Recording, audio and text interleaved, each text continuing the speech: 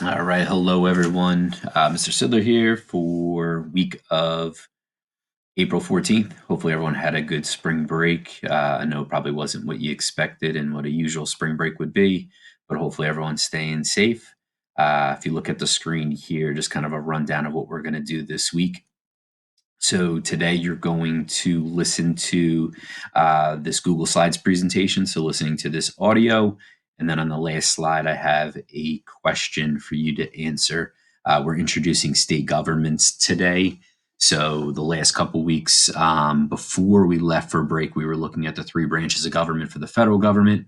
And now you're going to see how the state governments are run. And you're going to see a three-branch system as well in place, and we'll look at the division of powers between the two and look at some key characteristics of state governments. Tomorrow and Thursday, I have a web quest for you guys to work on. And then Friday, I would like to set up a Google Meet so that we'll get a chance to go over the web quest and kind of just discuss state governments in a lot more detail. All right. So for the presentation, again, just sit back and listen, and then on the last slide, you're going to answer the question. So let's take a look at the Google Slides for state governments. So if we take a look here, let me just put myself out of here. All right, here we go. So looking at the slides here, so state governments, and where do the state powers come from? So where do we decide what states are able to do? It's written in our U.S. Constitution, created a federalist governing system. So a federalist system is power is going to be divided between the national government and state and local governments. And how do we know what states are allowed to do? Basically, anything that's not in the Constitution, the U.S. Constitution goes to the states. It's written in our Bill of Rights, so our 10th Amendment.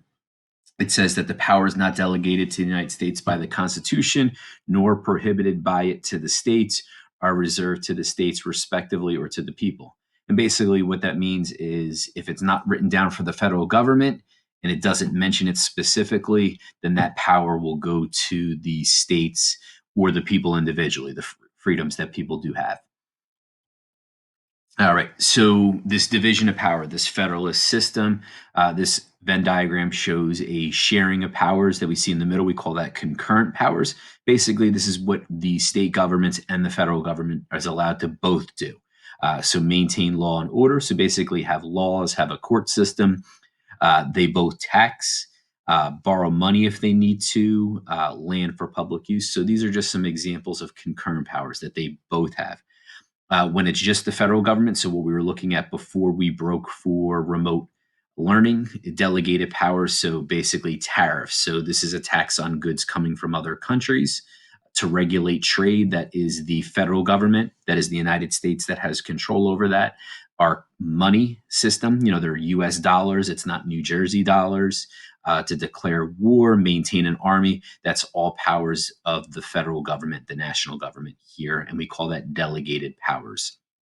And then, so now our focus is switching to state governments, which is what we're going to look at today. We call this reserved powers. They're able to tax the citizens, control public education. So our education system that we have is decided by the states. How many days we go to school, what type of subjects, how much schooling you have to have. That's all determined by the states. And punishing criminals and so on down to marriage laws are decided by the state governments.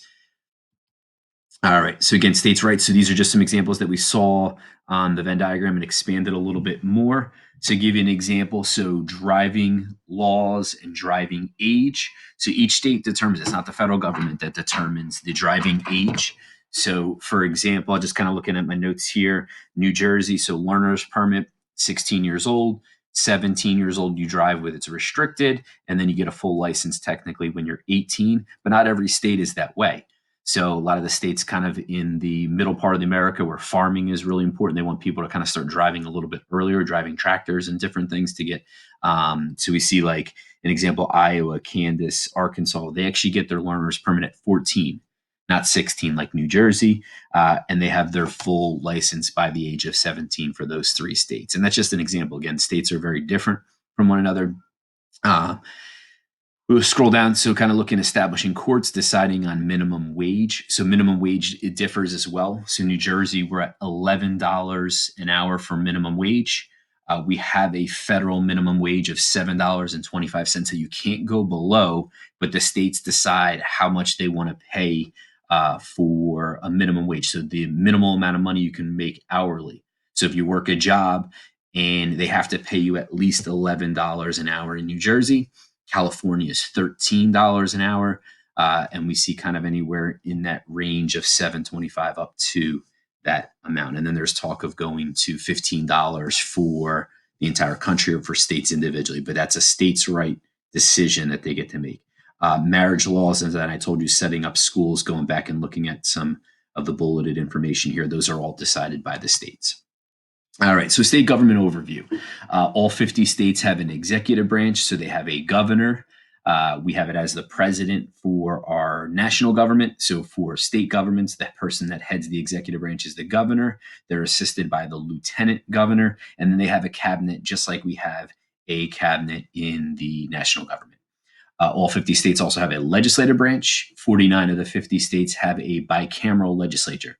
So just like we have in the federal government with the Senate and the House of Representatives, 49 of the 50 states besides Nebraska have that in place for their state legislature. So this is ones that decide state laws. They have two governing bodies that do that. For the amount of members, it varies from 49 to 424 for their legislature. So for ours, for New Jersey, we have 120 total. And I'll show you on the next slide our two governing bodies that make up the legislative branch. And the terms are 2 years to 4 years for most state legislatures. But again, the states get to make that decision based on what's in the state constitution. All 50 states have a judicial branch, which is each headed up by the Supreme Court. And as I just mentioned before, that the states have their own constitution. So we have the U.S. Constitution that's very straight to the point. Some constitutions for the and then the states have their own constitution. I'm sorry, and they vary. What they put in, it's determined by the states. We see some as minimal as 9,000 words to 365,000 words, like Alabama has. Some states kept it to their original one, like Massachusetts is their original withstanding from the very beginning when Massachusetts became a state, and some have revised it later on and rewrote it basically like New Jersey has. All right, state governments continued. Again, I mentioned that all state governments have those three branches of government. So executive branch called the governor. For our legislative branch, we call it the the Senate and the General Assembly. And then we have a judicial branch, just like all 50 states, that is headed by the Supreme Court, the state Supreme Court. All state governments are modeled after the federal government, as you see here. And basically, any law that's not in for the federal government gets decided by the states. And that's based on the 10th Amendment in the U.S. Constitution. All right, so our New Jersey legislative branch specifically, we have 40 members in our Senate. You must be 50 years or older and a state resident for 4 years, and that's a 4-year term. 80 members, General Assembly, must be 21 years and a state resident, and that's a 2-year term for our General Assembly. So you add those up, we get 120 total members of the legislative branch in the bicameral, those two governing bodies. Every 10 years, we have a census. So we do just like right now, 2020, we just had the census. People were to go fill out or go online and fill out the survey, how many people, where you live in. And they just, generalize some other characteristics, your ethnicity, your age, gender, and so on to try and figure out, a total population. And then they use this to district, how populated an area is, how many representatives you get for that. Okay. The three branches of government here. So just kind of take a look at the example and making laws. So our legislative branch would be making laws here. Again, these are things that the state government decides based on the legislative branch, based on the General Assembly and the Senate. And the executive branch is led by the governor, Phil Murphy. And we see committees in education, justice, economy, just like we saw with the federal government.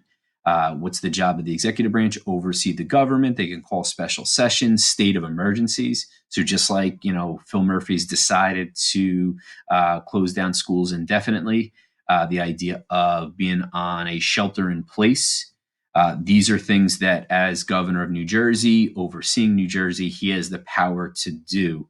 And for the judicial branch. So if we take a look at the right column there, we have the state Supreme Court, making sure laws and the executive actions are constitutional and unconstitutional. If something isn't illegal, if something is illegal, they have the ability to say that as well. Judicial review, so they could review any case.